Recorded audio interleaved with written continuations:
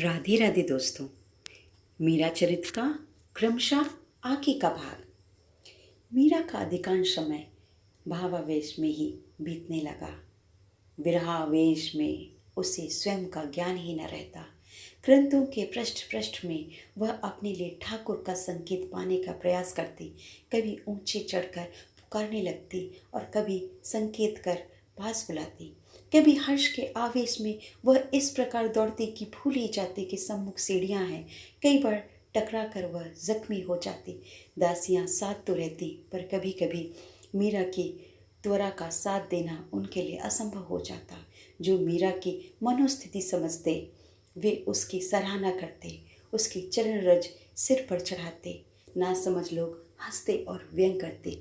भोजराज देखते कि होली के उत्सव के दिनों में महल में बैठी हुई मीरा की साड़ी अचानक रंग से भीज गई है और वह चौंक कर अरे कहती हुई भाग उठती। किसी अनदेखे से उलझने के लिए कभी वे छत पर टहल रहे होते और अनजाने में ही किसी और से बातें करने लग जाती। कभी ऐसा भी लगता कि किसी ने मीरा की आंखें मूंद ली हों और ऐसे किसी का हाथ थामकर वह चंपा, पाटला, विद्या ये अनसुने नाम लेकर थक कर कहती श्री किशोरी जू, और पीछे झूमकर आनंद विहल होकर वह कह उठती मेरे प्राण धन, मेरे श्याम सुंदर। भोजराज के आदेश से चंपा उनके मुख से निर्जरित भजनों को एक पोथी में लिखती जाती। भोजराज को मीरा की अत्यधिक चिंता हो जाती। जब भी वह कहीं बाहर जाते, वापसी पर उनका अश्व तीव्र गति से भाग छूटता। सौ सौ शंकाएं सिर उठाकर उन्हें भयभीत कर देती। कहीं वह झरोखे से न गिर पड़ी हो, कहीं कोई कुछ खिला पिला ना दे। वह सब पर सरलता से विश्वास कर लेती हैं। उस दिन भीत से टकरा गई थी तो मस्तक से रक्त बहने लगा था। अब जाकर न जाने किस अवस्था में पाऊंगा। मीरा की सुरक्षा की चिंता में भोजराज का उनमें मोह बढ़ने लगा। जिस दिन भोजराज विजय प्राप्त कर लौटते तो ठाकुर को कई मिष्ठान भोग लगाते और दास दासियों को पुरस्कार मिलते। एक दिन भोजराज कहने लगे, आपका पूजा पाठ, सत्संग और भावावेश देखता हूँ तो बुद्धि कहती है कि यह सब निरर्थक नहीं है, किंतु इतने पर भी ईश्वर पर विश्वास नहीं होता। मैं विश्वास करना तो चाहता हूँ, पर अनुभव के बिना विश्वास के पैर नहीं जमते। कोई विशेष प्रश्न हो तो बताएं, शायद मैं कुछ समाधान कर पाऊँ। मीरा ने कहा, नहीं, बस यही कि कहाँ है, किसने देखा है, और है तो क्या प्रमाण है। मैं कोशिश तो करता हूँ अपने को समझाने की, पर देखिए, बिना विश्वास के ही की गई साधना अपने को और अन्य को धोखा देना है। पहले आप मुझे बतलाइए कि आपको क्या कठिनाई होती है। मीरा ने पूछा। आपको बुरा लगेगा, भोजराज ने संकोच से कहा। बहुत प्रयत्न के पश्चात भी ध्यान में सम्मुख मूर्ति ही सिंहासन पर दिखाई देती है। बस केवल एक बार दर्शन की लालसा। पर क्या आप प्रभु का स्मरण करते हैं? मीरा ने पूछा। सुना है भगवान भक्तों की बात नहीं टालते। तब तो आपकी कृपा ही कुछ कर दिखाए तो बात सफल हो, अन्यथा आप सत्य मानिए, मेरे नित्य नियम केवल नीरस होकर रह गए हैं। मैं जीवन से निराश सा हो जाता हूँ। कहते कहते भोजराज की आंखें भर आईं। वे दूसरी ओर देख अपने आंसुओं को छिपाने का प्रयत्न करने लगे। भोजराज एकलिंगनाथ के उपासक थे। मीरा की भक्ति के भाव में बहते बहते उनके अपने नियम तो यूं के यूं धरे रह गए और मीरा को व्यवहारिक और पारिवारिक रूप से भोजराज के रूप में एक ऐसी ढाल मिल गई थी जो उसके और जगत के मध्य खड़ी थी। सो मीरा की भक्ति भाव का राज्य विकसित हो रहा था। मीरा तो गिरधर की प्रीति के साथ ही बड़ी हुई थी, सो उसके लिए यह सब अनुभव स्वाभाविक भी थे और सहज भी। पर भोजराज के लिए सब परिवेश नया था। आंखें जो देख रही थी, मन उस पर विश्वास करना तो चाहता था, पर स्वयं कुछ भी व्यक्तिगत अनुभव के अभाव से वह विश्वास कुछ देर के बाद डावाडोल हो जाता। सो भोजराज की भक्ति की स्थिति परिपक्व न होने के कारण उसे सही दिशा नहीं मिल रही थी और वह इसी कारण जीवन से निराश सा हो मीरा से कृपा की याचना कर रहे हैं।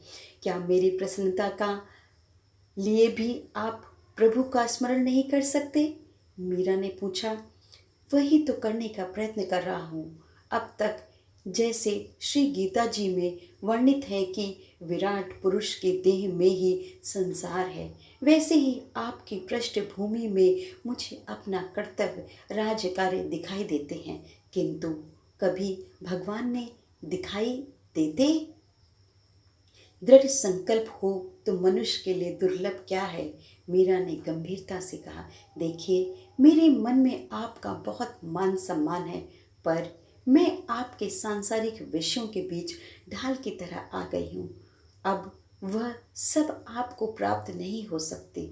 दूसरा विवाह आपको स्वीकार नहीं है तो चलना तो अब भगवत आराधना के पथ पर ही होगा। मैं कब इस पथ पर चलने से इनकार कर रहा हूँ, किंतु अंधेरे में पथ टटोलते टटोलते थक गया हूँ। अब तो आप कृपा करें या कोई सीधा साधा मार्ग बतलाइए। भोजराज ने हताश स्वर में कहा। हमें कहीं जाना हो पर हम पथ नहीं जानते। किसी से पूछने पर जो पथ उसने बताया तो उस पथ पर चलने के लिए और उसके बदले हम पथ बताने वाले को ही पकड़ लें और समझ लें कि हमें तो गंतव्य मिल गया। क्या कहेंगे उसे आप, मूर्ख या बुद्धिमान? मैं हूँ या कोई और आपको पथ ही सुझा सकते हैं। चलना तो करना तो आपको ही पड़ेगा। गुरु बालक को अक्षर बता सकते हैं, उसको घोट कर तो नहीं पिला सकते। अभ्यास तो बालक को स्वयं ही करना पड़ेगा, मीरा ने गंभीर स्वर से कहा। मीरा ने समझाते हुए फिर कहा, देखिए, अगर संसार में या उसकी किसी भी वस्तु में महत्व बुद्धि है, तब तक ईश्वर का महत्व या उसका अभाव बुद्धि मन में नहीं बैठेगा। जब तक अभाव न जगे प्राण प्रण से उसके लिए चेष्टा भी ना होगी। आसक्ति अथवा मोह ही समस्त बुराइयों की जड़ है। आसक्ति किसे कहती हैं? भोजराज ने पूछा। हमें जिससे मोह हो जाता है उसके दोष भी गुण दिखाई देते हैं। उसे प्रसन्न करने के लिए कैसा भी अच्छा बुरा काम करने को हम तैयार हो जाते हैं। हमें सदा उसका ध्यान बना रहता है, उसके समीप रहने की इच्छा होती है, उसकी सेवा में ही सुख जान पड़ता है। यदि यही मोह अथवा आसक्ति भगवान में हो तो कल्याणकारी हो जाती है, क्योंकि हम जिसका चिंतन करते हैं उसके गुण दोष हम में अनजाने में ही आ जाते हैं। अतः जिसकी आसक्ति भक्त में होगी वह भी भक्त हो जाएगा, क्योंकि अगर उसकी आसक्ति का केंद्र भक्त सचमुच भक्त है तो वह अपने अनुगत को सच्ची भक्ति प्रदान कर ही देगा। गुरु भक्ति का रहस्य भी यही है। गुरु की देह भले पांच भौतिक हो, उसमें जो गुरु तत्व है वह शिव है। गुरु के प्रति आसक्ति अथवा भक्ति उस शिव तत्व को जगा देती है, उसी से परम तत्व प्राप्त हो जाता है। गुरु और शिष्य में से एक भी यदि सच्चा है तो दोनों का कल्याण निश्चित है। यदि भक्त में आसक्ति होने से कल्याण संभव है तो फिर मुझे चिंता करने की कोई आवश्यकता नहीं जान पड़ती। आप परम भक्तिमती हैं और मुझ में आसक्त के सभी लक्षण जान पड़ते हैं। भोजराज ने संकोच से सिर झुकाते हुए कहा। राधे राधे दोस्तों। मेरा चरित्र का अगला भाग अगले इतवार